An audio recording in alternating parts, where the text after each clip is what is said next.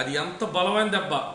ఇప్పుడు అది gun case అయినప్పుడు ఇంక అయిపోయింది. ఇంకా మీడియా మొత్తం కూలిపోయింది. పార్టీ ఆఫీసులో కూడా పెద్దలను అడిగితే కళ్యాణ్ దిలీప్కి మాకు సంబంధం లేదని చెప్పారు మీడియా డైరెక్టర్ ప్రసాద్ గారు. మొత్తానికి పాపం ఒకళ్ళ గురించి పార్టీ నష్టపోలేరు కదా.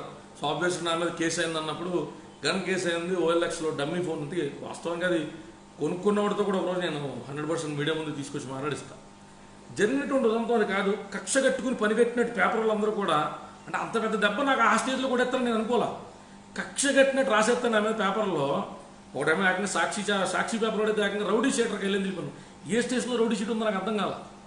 ఒక బీటెక్ BLLB విద్యార్థిని పట్టుకుని రౌడీ షీటర్ రాస్తే వీడికి అసలు ఏంటి ఇలా రాస్తున్నాడు, ఏంటి ఇలా రాసాడు, ఏంటి ఏ పేరు నుంచి వస్తే రకరకాల టీవీ రకరకాల అసలు వాళ్ళ విలేకరుల సర్కిల్స్లో వీడు దోలు తీర్చలేడు అని చూసాలంటే అంత పెద్ద దెబ్బ తగిలినప్పుడు జీవితం అయిపోయింది అన్నారు. అదే టైం నా wife carrying 5th month 6th month carrying.